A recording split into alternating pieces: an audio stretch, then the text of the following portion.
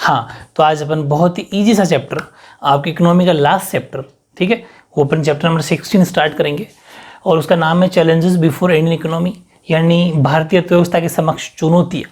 हमारी इकोनॉमी के समक्ष क्या क्या चुनौतियाँ हैं जिनका हमें सामना करना है। जैसे आपके सामने क्या क्या चुनौतियाँ हैं, एसएसटी एक चुनौती थी, उसको अपन ने कंप्लीट कर दिया। मैथ्स है, साइंस है, आपके सामने समक्ष चुनौतियाँ हैं, इनको कैसे आपको सामना करके जीतना है और 90+ का टारगेट हासिल करना है, वही वाली बात है। ठीक है, क्या करना पड़ेगा इसको टारगेट को हासिल करने के लिए, अचीव करने के लिए, चुनौतियों का सामना करने के लिए आप क्या करते हो, डेली 4 बजे उठ रहे हो ना। जो नहीं उठ रहा है वो ठीक है, पढ़ा रहेगा, पता चल जाएगा जब मार्कशीट लेने जाएगा। और जो मेहनत करेगा, ये 2-3 महीने की मेहनत है, बहुत ज़्यादा खुश रहोगे जब मार्कशीट हाथ में आएगी, 90+ की मेहनत, उस टाइम पता चलेगा। जो खुशी मिलती है ना, उसके बाद में बहुत ज़बरदस्त खुशी होती है। इसलिए मेहनत आपको करनी है, डेली रेगुलर नींद को जगाना है जब तक हमें हमारा टारगेट मिल ना जाए। तो ये जो चैप्टर है 4 मार्क्स का चैप्टर है और ऑलमोस्ट तो वैसे इसमें काफ़ी सारा पार्ट डिलीट हो गया है ना। पूरी बात को सुना, आपके कोर्स में अब क्या रखा है इन 4 नंबरों में 4 मार्क्स इस चैप्टर में अकॉर्डिंग टू न्यू सिलेबस। एक तो रखा है इसके अंदर गरीबी, है ना। पूरी बात अच्छे से सुनना, क्योंकि पूरी बात स्टार्टिंग ही आप सुनते नहीं हो फिर कमेंट करोगे। एक तो पॉवर्टी, दूसरी है बेरोजगारी, ठीक है। अब इनमें भी 2 बात है। बेरोजगारी का मतलब अनएम्प्लॉयमेंट। अब मेरी बात सुनना, अनएम्प्लॉयमेंट, गरीबी और बेरोजगारी, अनएम्प्लॉयमेंट, ठीक है। तो इनमें करना क्या है कि आपकी जो सिलेबस के अंदर बात लिखी हुई है वो ये लिखी हुई है कि गरीबी के कारण, पूरी बात सुनना, यानी कि रीजंस, और दूसरा है इसके मेजर यानी कि उपाय, कि इनके क्या क्या उपाय करें अपन, ठीक है, मेजर्स, कि गरीबी को रोका जाए। और सेम टू सेम यही बात बेरोजगारी अनएम्प्लॉयमेंट की है। अगर बेरोजगारी के क्या कारण है और बेरोजगारी के क्या उपाय किए जा सकते हैं। लेकिन अब ये बात, मेरी बात ध्यान से सुनना, ये दोनों मिला के, क्योंकि 4-5 पॉइंट इसके हैं, 4-5 पॉइंट इसके, ऐसे 8 या 10 पॉइंट हो जाएंगे और वो अकेला 4 मार्क्स का क्वेश्चन बन सकता है गरीबी का भी। और ऐसे कैसे बेरोजगारी के भी 4 पॉइंट इसके या 5 पॉइंट इसके, 4 या 5 पॉइंट इसके, तो दोनों मिला के एक साथ आएगा, तो वो 2+2 4 मार्क्स में आ सकता है। या फिर 2 मार्क्स का इसका आ जाए, 2 मार्क्स का इसका आ जाए, कैसे करके 4 मार्क्स आ सकता है। इकट्ठा 4 का भी आ सकता है, 1-1-1 का भी आ सकता है। तो अब हर तरीके से अपन को तैयार रहना है। तो अभी जो मैं स्टार्टिंग में जो आपको बातें लिखवा रहा हूँ, पूरी ध्यान से, जो एक बोर्ड पूरा आपको समझाऊंगा स्टार्टिंग का, वो हालांकि डायरेक्टली आपके सिलेबस में नहीं है, उस नाम से नहीं, आपके नाम में तो यहाँ से दे रखा है, लेकिन वहाँ से 1 मार्क्स के जो क्वेश्चन है ना, वो आने के 100% चांस है। 1 नंबर का अगर क्वेश्चन आएगा तो लिख नहीं पाओगे गरीबी कहते किसे हैं, बेरोजगारी कहते, छोटी छोटी डेफिनेशंस, हर कोई जानता है गरीबी किसे कहते हैं, लेकिन उसका एग्जैक्ट डेफिनेशन क्या है, वर्डिंग क्या है, वो अपन को जानना है। या फिर भारत में गरीबी को कैसे नापा जाता है, भारत में किस बंदे को या किन लोगों को गरीब कहा जाता है, भाई अपन किसको गरीब कहेंगे, क्या आंकड़े हैं हमारे पास, क्या डेटा है, उन सब पे जो 1 मार्क्स के क्वेश्चन बनेंगे वो मैं आपको स्टार्टिंग का एक बोर्ड पढ़ाऊंगा, उसमें ध्यान से पढ़ना है, ठीक है। जिसको नहीं पढ़ना वो मत पढ़ना, भले स्क्रीनशॉट लेके छोड़ देना, ठीक है। अब मैं यही कहूँगा। और उसके बाद में इन दोनों पर जो 4 मार्क्स के बनेंगे क्वेश्चन, वो अपन को अच्छे से पढ़ना है, क्योंकि क्वेश्चन डेफिनेटली यहाँ से भी आना, यहाँ से आना है, और यहाँ से भी 1 मार्क्स का क्वेश्चन आ सकता है, ठीक है। तो अच्छे से अपन को तैयारी करनी है। और छोटी छोटी बातें, वैसे भी कोर्स 50% ऑलमोस्ट, मैं तो 40 नहीं कहूँगा, 50 कहूँगा, 40% डिलीट हो गया, 50% डिलीट हो गया, अब बचा भी क्या है, उसको भी थोड़ा बहुत मैं अगर एक्स्ट्रा चीज़ें कराता हूँ तो वो आपके बेनिफिट के लिए, ठीक है। अच्छे से मेहनत करनी है। चलो फिर स्टार्ट करें। हाँ, चलो फिर अपन स्टार्ट करते हैं। और सबसे पहले अगर 1 मार्क्स में आ जाए गरीबी किसे कहते हैं, पॉवर्टी, ठीक है। तो उसकी डेफिनेशन क्या लिखेंगे कि धन तथा संपदा के अभाव को गरीबी कहते हैं। जिसके पास में धन नहीं, मतलब पैसा नहीं है, संपत्ति नहीं है, वो गरीब है बेसिकली, ठीक है। यानी कि lack of wealth and resources is called poverty. ये तो गरीबी हो गई। लेकिन अब सुनना, गरीबी में भी 2 क्वेश्चन अलग से आ सकते हैं कि गरीबी के 2 टाइप हैं जो आपके सिलेबस में है। कौन कौन सा है, एब्सोल्यूट पॉवर्टी और रिलेटिव पॉवर्टी, यानी कि निरपेक्ष गरीबी और सापेक्ष गरीबी। ये गरीबी के 2 प्रकार हैं, ये भी अलग अलग पूछे जा सकते हैं, ठीक है। तो कह देगा कि एब्सोल्यूट पॉवर्टी क्या होती है, मतलब निरपेक्ष पॉवर्टी है, निरपेक्ष गरीबी किसे कहते हैं। तो इसकी डेफिनेशन अपन को समझ में आ जाना चाहिए कि निरपेक्ष गरीबी वह स्थिति है जिसमें व्यक्ति क्या करता है, जो अपना न्यूनतम आवश्यकताएं होती है ना, मतलब जो एक्चुअली किसी बंदे को नीड है, जैसे मैं शॉर्ट में कहूँ तो रोटी कपड़ा मकान, इस बेसिकली इंसान को ज़रूरत पड़ती है, यानी कि रोटी कपड़ा मकान आवश्यक चीज़ों में आता है। ये तो इंसान के पास में होना ही होना चाहिए। अगर ये नहीं है तो इसका मतलब वो एब्सोल्यूट पॉवर्टी के अंदर आता है। यानी कि एब्सोल्यूट पॉवर्टी का मतलब ये हुआ कि absolute poverty is a situation in which a person does not meet the minimum requirements of life. जो उसकी ज़रूरतमंद चीज़ें हैं वो अगर उसको ना मिले तो फिर वो एक तरीके से इस एब्सोल्यूट पॉवर्टी या निरपेक्ष पॉवर्टी गरीबी के अंदर आता है। ईजी है ना, यानी कि जो अपनी न्यूनतम आवश्यकताओं को पूरा ना कर पाए। और एक होता है सापेक्ष, ये होता है किसी देश के सापेक्ष का मतलब ऐसे कंपेयर, कहते हैं ना कि ये इसके सापेक्ष है, मतलब ये इसके इक्वल है, बराबर, रिलेटिव। इसका मतलब ये हो गया कि कोई समाज या राष्ट्र है, समाज मान लो या कोई राष्ट्र मान लो, उसके अलग अलग वर्ग होते हैं। आपको पता है समाज में भी अलग अलग वर्ग होते हैं, ठीक है, अमीर वर्ग, गरीब वर्ग, ठीक है, और एक गरीबी से भी नीचे जीने वाले वर्ग, जैसे बीपीएल बोलते हैं, बिलो पॉवर्टी लाइन, गरीब रेखा से नीचे जीवन जीने वाले लोग। उन सब के बीच में जो आय की जो असमानता है, आय की असमानता है, धन की असमानता है, फिर जो खर्च करने, उपभोग का मतलब खर्च करने, इन सब के वितरण में जो सापेक्षिक असमानता का जो माप होता है उसे सापेक्ष गरीबी कहते हैं। अभी समझाता हूँ। The measure of relative inequalities in the various groups of society और nation in the distribution of income, money है, फिर कंजप्शन, एक्सपेंडिचर, ठीक है, is called the relative poverty. मतलब ये है कि समाज में कोई भी लोग हैं, सीधी सी बात है, जो पैसे वाले होंगे उनका खर्चा भी ज़्यादा होगा, ठीक है, वो खर्च भी ज़्यादा करेंगे। जो गरीब होगा वो खर्च भी कम कर पाएगा क्योंकि आमदनी कम है। तो ये जितनी भी उनके बीच में जो ये एक तरीके से कहते हैं ना गहरी जो खाई बनी हुई है, बीच में गैप जो बना हुआ है, वो इसके अंतर्गत आ जाता है, ठीक है। किसमें? सापेक्ष गरीबी। तो दोनों अलग अलग डेफिनेशन आपसे पूछ सकता है। अब एक क्वेश्चन ये आ सकता है कि measurement of poverty in India, Bharat के अंदर जो गरीबी है उसका मापन कैसे किया जाता है, ठीक है, ये वेरी इंपॉर्टेंट है। हालांकि ये बड़ा टॉपिक है, लेकिन इसको क्या एक्चुअली अलग से ना दे के थोड़ा सा दिया, तो मैंने आपको खास खास चीज़ें उसमें से लिखी है, बाकी ज़्यादा इस पर लोड नहीं लेना, क्योंकि क्वेश्चन आना जहाँ तक है वो ज़्यादा जो इंपॉर्टेंट क्वेश्चन है वो है जैसे गरीबी और बेरोजगारी से क्वेश्चन आएगा कि गरीबी किस कारण से होती है, इसके उपाय क्या है, बेरोजगारी यानी अनएम्प्लॉयमेंट क्यों हो रहा है और उसके उपाय। ये दो अपन को ज़्यादा पढ़ना, लेकिन बीच में यहाँ 1 मार्क्स का कोई क्वेश्चन बन सकता है, इसलिए अपन इसको भी पढ़ा। बाकी सीधा सीधा क्वेश्चन सिलेबस में इन टॉपिक से नहीं दे रखा, ठीक है, लेकिन ये वाला पेज जो आपको है फिर भी पढ़ना है, क्योंकि 1 मार्क्स का क्वेश्चन यहाँ से बनना पक्का है। जैसे कि ये पहला क्वेश्चन बन सकता है, ये वाला, ज़्यादा नहीं तो 2-3 टॉप पॉइंट लिखे मैंने, खास वही पढ़ना बस, ठीक है। कि भारत में जो गरीबी है ना उसके मापन हेतु जो प्रथम प्रयास किया था वो हमारे सबसे पहले दादा भाई नौरोजी ने किया था 1868 में, ठीक है, ये ध्यान रखना। यानी the first attempt to measure poverty in India was made by Dadabhai Naoroji in 1868 AD। 1868 में सबसे पहले जो भारत में गरीबी मापने जो प्रयास किया गया था वो दादा भाई नौरोजी ने किया था। ये 1 मार्क्स में क्वेश्चन आ सकता है कि भारत में सबसे पहले गरीबी को, पॉवर्टी को मापने के लिए, मेजरमेंट करने के लिए किसने सबसे पहले प्रयास किया और कब किया, तो दादा भाई नौरोजी ने किया। कब? 1868 में, 1868 AD में, ठीक है। उसके बाद में अपने किन लोगों को गरीब माना, ये भी तो बड़ी बात है भाई, अपन किन लोगों को गरीब मानेंगे।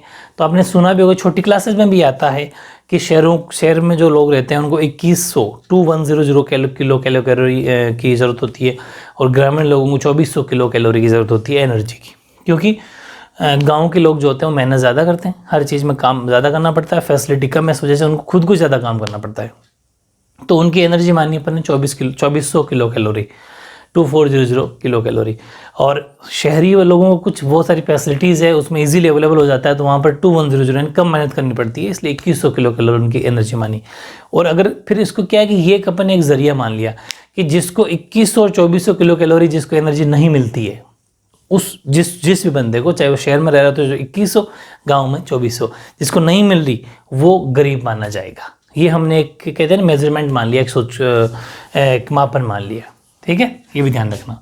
तो देखो, जब हम आज़ाद हुए थे तो स्वतंत्रता के बाद में जो गरीबी रेखा के निर्धारण है या फिर जो गरीबी को परिभाषित करने है, तो 1962 में एक योजना आयोग बनाया अपन ने, ठीक है। योजना आयोग द्वारा एक अध्ययन किया गया, अध्ययन दल का गठन किया गया। अध्ययन दल का मतलब है जो स्टडी करता है, अध्ययन करता है, उसका अपन ने गठन किया। भाई जैसे अपन आज़ाद हो गए, तो आज़ादी के बाद अपन ने ये देखा 1947 के बाद कि अब हमारा जो देश है उनमें कितने लोग गरीब हैं, कौन कौन गरीब, उसके लिए क्या करें। तो पहले स्टडी की जाए कि कितने लोग गरीब हैं, कौन कौन ऐसे हैं। तो हमने अध्ययन करने के लिए एक अध्ययन दल बनाया, ठीक है। योजना आयोग ने बनाया था ये अध्ययन दल, ठीक है। यानी after independence A study team was formed by the Planning Commission in 1962 to determine the poverty line and define poverty। 1962 में अपन ने बना दिया, ठीक है। उसके बाद में क्या करा अपन ने, इस स्टडी करने से पता चला कि प्रभावी उपभोग मांग और न्यूनतम आवश्यकता पर कार्यदल जिसे अपन Y K Alagh committee, very important है, ध्यान रखना। फिर हमने एक कमेटी बनाई। भाई देखो कोई भी काम जब अपन करते हैं ना पूरे प्लानिंग के साथ किया जाता है। पहले अपन ने एक स्टडी दल रखा, फिर उसने एक कमेटी बनाई, मतलब एक समिति बनाई, ठीक है। उसका क्या नाम रखा, वाई के अलग कमेटी भी कहते हैं इसको, जिसके अंदर अपन ने देखा कि किसको कितनी मांग है और न्यूनतम कितनी आवश्यकता है, उन सबको इसमें शामिल किया जाएगा। इस कमेटी ने अपनी रिपोर्ट दी और रिपोर्ट में ये बताया इस कमेटी ने कि सरकार ने तय कर लिया, इस रिपोर्ट के आधार पर सरकार के द्वारा तय किया गया कि जो ग्रामीण क्षेत्र में लोग रहते हैं उनको 2400 किलो कैलोरी प्रतिदिन ऊर्जा चाहिए और शहरी लोगों को प्रतिदिन 2100 कैलोरी की ज़रूरत पड़ेगी। ये बात है, मिलनी चाहिए। ये इन्होंने स्टडी करी। भाई स्टडी करने का मतलब है कि जैसे ये गाँव के अंदर भी गए, शहरों के अंदर भी गए, एक इंसान को देखा कि काम करते उसने कितनी एनर्जी खर्च करी, फिर उस हिसाब से अंदाज़ा लगाया गया कि एक बंदे को एक दिन में कितनी कैलोरी चाहिए, तो 2400 कैलोरी चाहिए, और शहरों वालों को 2100 कैलोरी चाहिए। अब इन्होंने ये फिक्स एक माप कर दिया कि इतने तो चाहिए ही चाहिए, अगर इससे कम है तो फिर वो गरीब है, क्योंकि इसका मतलब वो भूखा रह जाएगा। यानी यदि कोई व्यक्ति उपभोग में अगर इससे कम कैलोरी प्राप्त करता है तो वो गरीब माना जाता है। तो ध्यान रखना, the working group on effective consumption demand and minimum requirement which is also known as Y K Alagh committee, ठीक है। Y K Alagh committee submitted its report related to poverty. इन्होंने एक अपनी रिपोर्ट दी इस कमेटी ने, वाई की अलग कमेटी, याद रखना। कब 1962 में अपन ने एक बनाया था, उसके बाद में कमेटी बना ली थी। तो ईयर की वैसे याद नहीं करना, ईयर दे नहीं रखा। तो इन्होंने रिपोर्ट सबमिट में क्या करा कि on the basis of report it was decided by the government that 2400 calories पर पर्सन इन सिटीज़। नहीं भाई, सिटीज़ को 2100 करना, 2100 है ये, सिटीज़ को 2110 और ग्रामीण जो रूरल इलाका है उसको 2400 कैलोरीज पर person in rural areas should be given daily if a person receives less calories than stated above it considered poor, उसको हम गरीब माना जाएगा। ये इस तरीके से 2-3 बातें वेरी इंपॉर्टेंट है। 1 मार्क्स का क्वेश्चन यहाँ से पक्का आ सकता है, जितना मैं लिखवा रहा हूँ हर चीज़ इंपॉर्टेंट होगी, ठीक है ना। इस चीज़ का ज़रूर आपको ध्यान रखना है। अब एक और छोटी सी आपके कोर्स में इसी में हेडिंग दे रखी है, रिकॉल अवधि। रिकॉल पीरियड क्या होता है, ठीक है। तो ये रिकॉल अवधि भी 2 तरह की होती है। गरीबी आंकलन व अनुमान हेतु किए जाने वाले संकलन में 2 प्रकार की रिकॉल अवधि होती है। पहले तो समान रिकॉल, दूसरी मिश्रित रिकॉल, ठीक है। समान रिकॉल में क्या होता है कि इसमें 30 दिन की अवधि के लिए उपभोग वैकेशन, मतलब बताऊं मैं आपको शॉर्ट में, इजी में, एग्जाम क्वेश्चन आता है रिकॉल पीरियड क्या है। तो आपको 1 मार्क्स में क्वेश्चन या 2 मार्क्स में आता है, तो आपको ये लिखना है कि रिकॉल अवधि 2 प्रकार की होती है। Recall period are 2 types. कौन कौन सा? एक तो यूनिफॉर्म रिकॉल पीरियड, ठीक है, यानी कि जो समान अवधि के लिए होती है, यानी कि जो समान रिकॉल अवधि होती है। एक होती है मिश्रित यानी मिक्स्ड रिकॉल पीरियड। दो बातें याद रह जाएगी। जो समान होती हैं वो 30 दिन के लिए डेटा कलेक्ट करते हैं। 30 दिन की अवधि के लिए उपभोग, यानी कि ऐसा मान लो कि 1 महीने के लिए किसी शहर में गए या गाँव में गए, फिर 30 दिन का एक बंदे का उन्होंने सर्च किया कि एक बंदा, मतलब बहुत सारे बंदों को 8-10 बंदे सेलेक्ट कर लेंगे, उनसे फिर अंदाज़ा लगा लेंगे कि 30 दिन के अंदर उसका कितना खर्चा है, उपभोग व्यय कितना है। समझ पा रहे हो? ताकि ये डिसाइड कर पाए कि महीने की उसको जो कितना पैसे की जरूरत है, अगर उससे कम है तो वो गरीब माना जाएगा, ठीक है। तो इन्होंने 30 दिन का टारगेट रखा और 30 दिन की अवधि के लिए उन्होंने उपभोग व्यय, मतलब जो खर्च कितना होता है, उसके समंग इकट्ठा किए। समंग का मतलब डेटा कलेक्ट किया। फिर मिश्रित में क्या करा इन्होंने, खाद्यान्न तथा गैर खाद्यान्न वस्तुओं पर उपभोग व्यय के। अब इन्होंने देखो, वो तो 30 दिन का था जिसमें सारा खर्चा ले लिया इन्होंने, और यहाँ पर सिर्फ खाने वाली चीज़ें और ऐसा मान लो गैर खाद्यान्न का मतलब जैसे कपड़े वगैरह वो सब ले लिया। उनके उपभोग व्यय के समंग एकत्रित करने के लिए 2 अलग अलग संदर्भ होते हैं, एक तो 30 दिन और एक 365 दिन। का संयुक्त रूप से प्रयोग किया। समझ पा रहे हो? तो आपको ज़्यादा लोड नहीं लेना, अलग से पूछने कम चांस है, लेकिन अब मैं क्या चाहता हूँ कि आपको ऐसा अंदाज़ा रहे तो 1-2 मार्क्स में आप लिख सकते हो। एक तो URP, यूनिफॉर्म रिकॉल पीरियड, समान कॉल अवधि, ठीक है, यानी कि, और दूसरी मिश्रित रिकॉल अवधि, समान रिकॉल अवधि, मिश्रित रिकॉल अवधि। समान 30 दिन के लिए, रिकॉल 30 दिन के साथ में 365 दिन को 100 मिश्रित करके पूरे साल भर का और 30 दिन का, ताकि ये अंदाज़ा होता है कि रेशो बिठा सके। भाई कभी कभी ऐसा भी हो जाता है कोई महीना ज़्यादा महंगा ना चला जाए, इसलिए 365 दिन का डेटा कलेक्ट कर लेते हैं, फिर उनका रेशियो बिठा लेते हैं, ठीक है। तो ये कुछ बातें थी थोड़ी एक्स्ट्रा नॉलेज के लिए, और अब जो मैं लिखाऊंगा वो सीधे सीधे आपके सिलेबस में, वो तो 101% एग्जाम में आनी है, और यहाँ से 1 मार्क्स से कोई क्वेश्चन बन सकते हैं, ठीक है। ओके,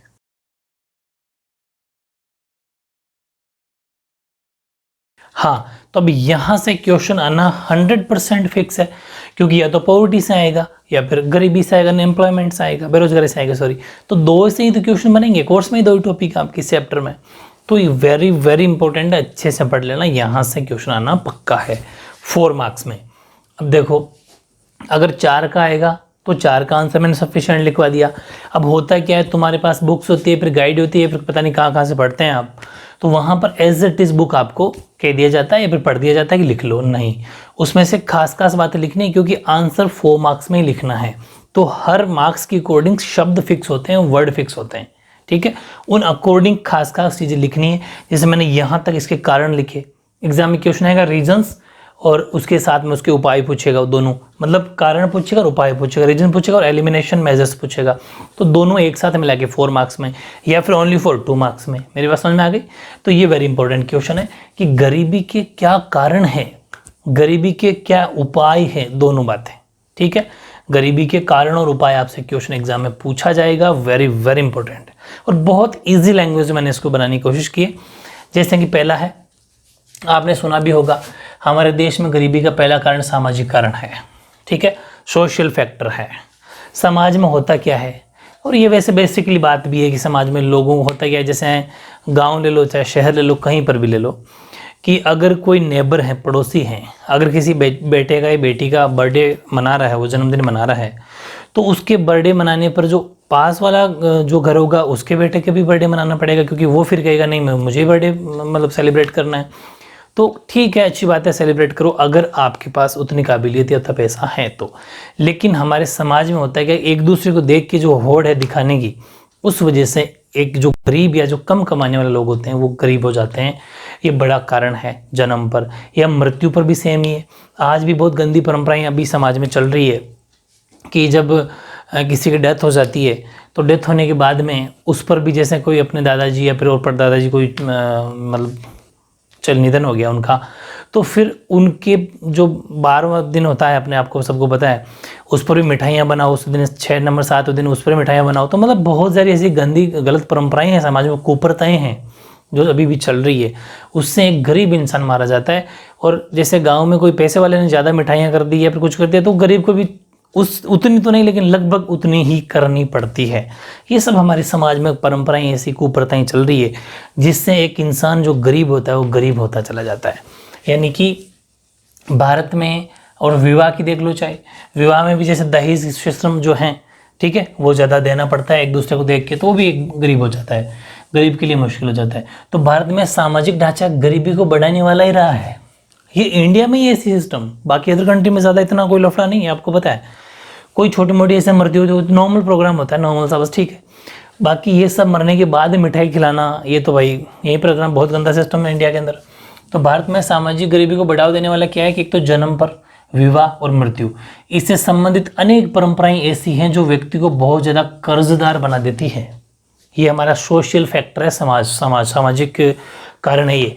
यानी the basic structure of India is increased poverty, birth, marriage and death. Related traditions are the reasons which put a man into डेप्ट, यानी कि उसको कर्जदार बना देती है, क्योंकि वो एक दूसरे को दिखाने के लिए, अपने समाज में अपनी इज्जत बनाए रखने के लिए ये सब उनको करना पड़ता है, जो कि बहुत ही गलत है। आपको ही मैं कहता हूँ कोई ज़रूरी नहीं होती, अगर कोई आपका फ्रेंड या फिर कोई फ्रेंड बर्थडे मनाते हैं, कोई महंगे महंगे केक काटते हैं, तो आपको उसकी होल्ड करके अपने पेरेंट्स को परेशान नहीं करना चाहिए। कुछ फ़र्क नहीं पड़ता, ये सब नाटक है, नौटंकी हैं, इससे कोई फ़र्क नहीं पड़ता। मन हो तो ठीक है, वरना कोई ज़रूरत नहीं है।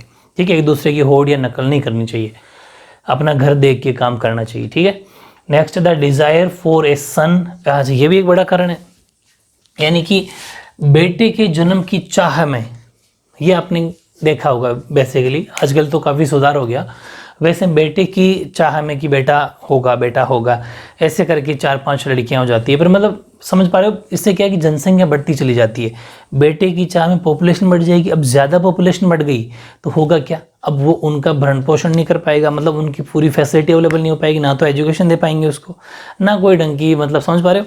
तो सारी चीज़ें हैं कि बेटे की जन्म की इच्छा ने जनसंख्या वृद्धि में योगदान दिया है, जो गरीबी का एक बड़ा कारण है। ठीक है, the desire for a son has contributed in the growing population which a big factor of poverty. ये भी हमारे समाज में कुछ बड़े इशू है जो सोशल फैक्टर हैं, इस वजह से हमारे देश में गरीबी बढ़ती जा रही है। ठीक है, दूसरा है पॉलिटिकल, राजनीतिक कारण। कुछ पॉलिटिक्स भी अपनी ऐसी है, कोई खास पॉलिटिकल फैक्टर अपन अच्छा नहीं है, हमारी राजनीति अच्छी नहीं है। राजनीति में बहुत ज़्यादा करप्शन है, बहुत ज़्यादा घोटाले, आए दिन सुनते होंगे, बहुत ज़्यादा घोटाले होते हैं, बहुत ज़्यादा करप्शन होता है। और राजनीतिक जो पार्टियां हैं कोई खास गरीबों के लिए काम नहीं कर रही, बहुत ज़्यादा, ऐसा हम नहीं कह सकते। हाँ, खूब सारी स्कीम चल रही है, लेकिन जैसे कि सेंट्रल गवर्नमेंट की स्कीम है, या ऐसा मान लो कि मुख्यमंत्री कोई योजना है और उसको गांव ढाणी तक पहुंचाना है, तो मुख्यमंत्री के बाद में नीचे जाती जब उस ग्रामीण उस लोग के पास पहुंचेगी, उसके पास पहुंचती नहीं, बीच रास्ते में जो खा जाते हैं, खा के डकार जाते हैं। ऐसी खूब सारी स्कीमें, योजनाएं हैं जो गरीब तक, जिसको वाकई ज़रूरत है, उस तक नहीं पहुंचती, सिर्फ कागजों में पहुंच जाती है, एंट्रियां हो जाती है, सिग्नेचर हो जाते हैं, उस पर पैसा उठा लिया जाता है, लेकिन एक गरीब आदमी तक वो पूरी फैसिलिटी नहीं पहुंच पाती। ठीक है, ये बड़ा फैक्टर है। हालांकि स्कीम बहुत सारी है, कुछ स्कीम तो ऐसी हैं जो गरीबों को या अनपढ़ लोगों को, जो गाँव ढाणी में रहते हैं, उनको पता ही नहीं है कि हमारे लिए कोई स्कीम योजना आई है, ये कागजों में खा जाते हैं। ठीक है, तो यानी कि ये भी एक बड़ा कारण, राजनीतिक कारण भी है, पॉलिटिकल फैक्टर भी है, कि गरीबी निवारण हेतु विभिन्न सरकारों द्वारा अनेक योजनाएं बनाई गई, लेकिन प्रबल राजनीतिक इच्छा शक्ति के अभाव, मतलब अच्छी राजनीतिक इच्छा शक्ति नहीं कि मुझे गरीबी हटानी है, मैं काम करूंगा, नहीं, ऐसा कोई नेता है ही नहीं। इन प्रबल राजनीतिक इच्छा शक्ति के अभाव में, अभाव मतलब न होने में कारण, उन योजनाओं के लाभ जो हैं वो लक्षित व्यक्तियों तक, मतलब जिस व्यक्ति तक पहुंचाना है वहां तक नहीं पहुंच पाता।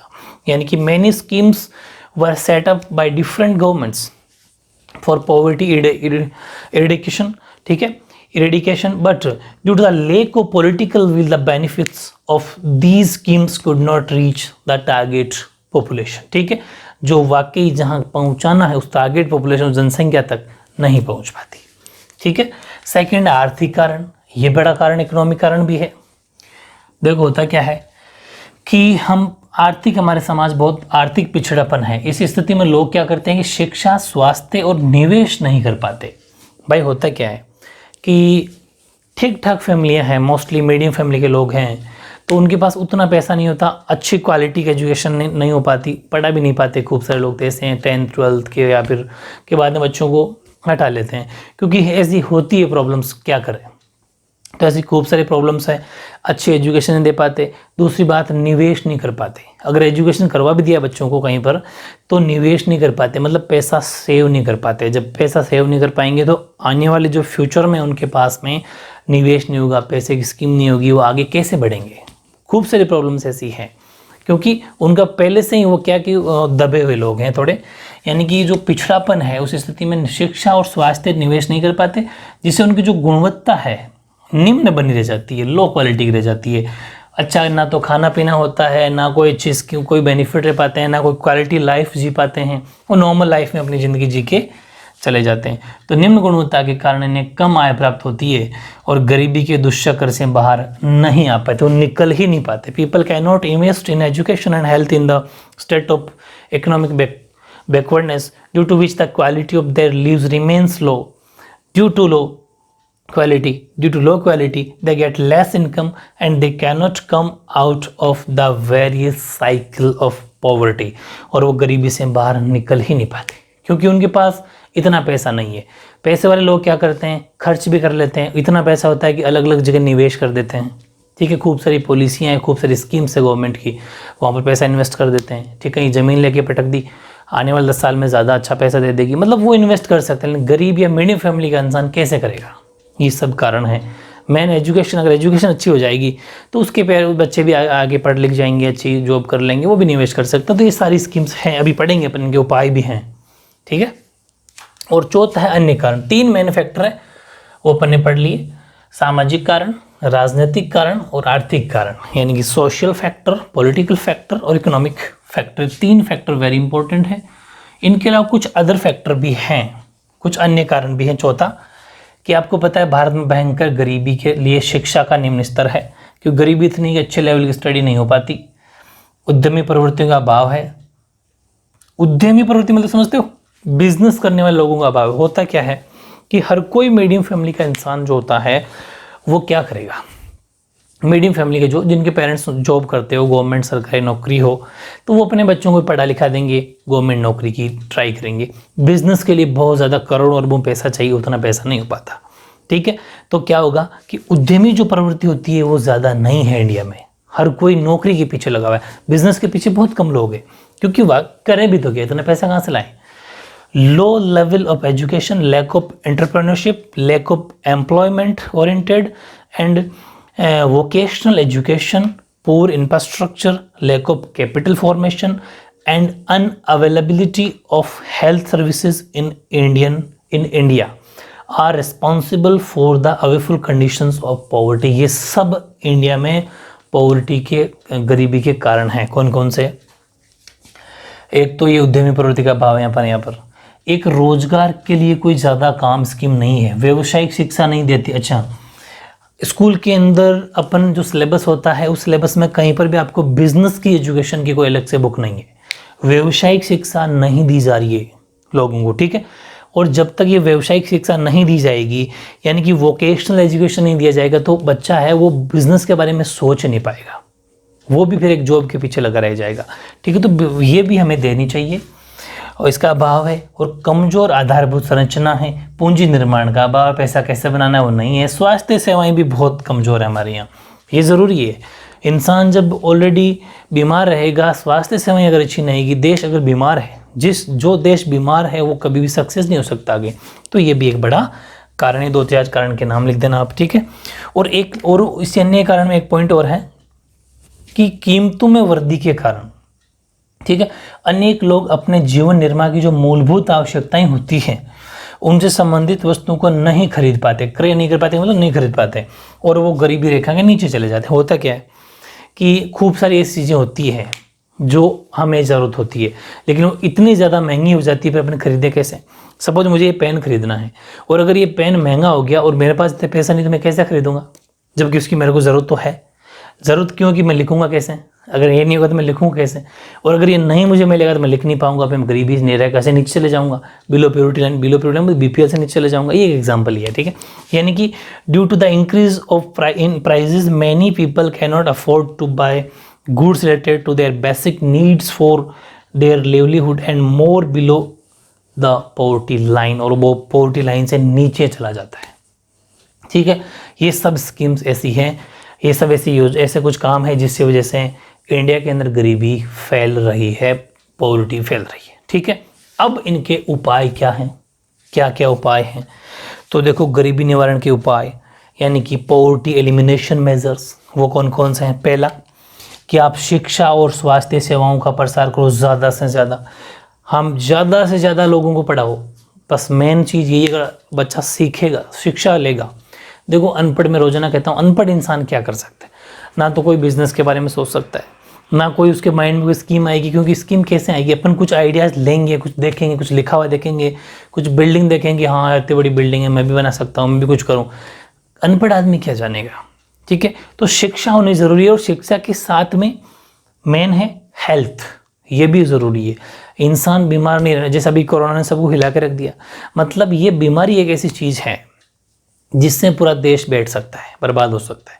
तो ये दोनों स्कीम होना बहुत ज़रूरी है, यानी कि शिक्षा तथा स्वास्थ्य सेवाओं का प्रसार, यानी गरीबी की समस्या के उन्मूलन हेतु सभी वर्गों में शिक्षा का प्रसार किए जाने की आवश्यकता है। सभी वर्गों, मतलब गरीब अमीर सब में। There is need to spread education in all sections eradicating poverty problem.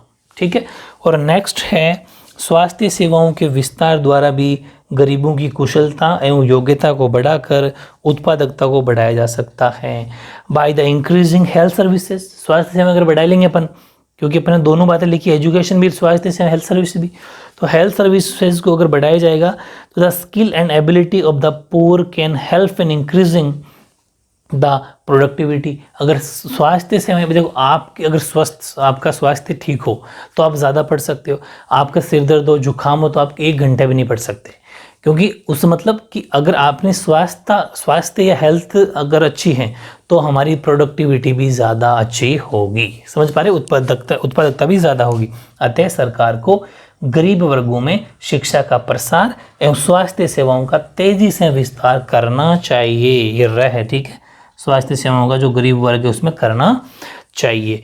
यानी कि therefore the government should expand education and health services in the poor sections. ठीक है, तो वेरी इंपॉर्टेंट, अभी 2-3 इसके और उपाय है जो अपन पढ़ेंगे। ओके,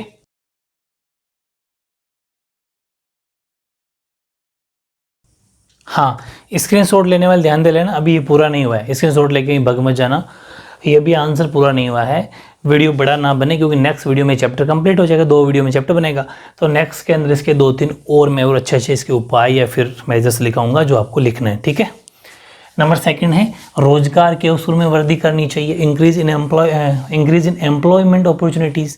जब रोजगार के साधन हम दे देंगे लोगों को, रोजगार यानी कि नौकरियां दे देंगे, तो फिर इस पर गरीबी पर कंट्रोल किया जा सकता है। ठीक है, तो देखो कि रोजगार के अवसरों में वृद्धि करके गरीबी की समस्या को समाप्त या फिर कम किया जा सकता है। ठीक है ना।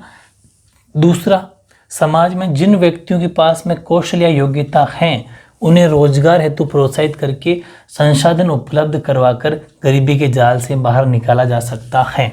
हाँ, अब देखो मेरी बात सुनना, एक बार इंग्लिश बोल। This problem can be decreased by increasing the number of employment opportunities. ठीक है, दोज पीपल, जो वो लोग जिनके पास में, जो सोसाइटी में है, in the society who have skill और एबिलिटी, जिनके पास में एबिलिटी, कौशल है, can be brought out of the poverty, उनको गरीबी से बाहर निकाला जा सकता है, poverty circle, by encouraging self employment and providing resources. मेरी बात सुनना कि सपोज आपने देखा भी होगा वैकेंसियाँ आती है, वैकेंसी चाहे किसी भी की हो, चाहे वो आर्मी की हो, चाहे वो टीचर की हो, चाहे वो आरएस की हो, चाहे आईएएस की हो, किसी की भी हो, हमेशा उससे पहले क्वालिफिकेशन मांगता है कि आपको ग्रेजुएट होना चाहिए, या फिर टीचर के लिए बीएड होना चाहिए, या फिर अदर नौकरी के लिए 12th होना चाहिए। मतलब हर किसी के लिए अपन को एक क्वालिफिकेशन चाहिए।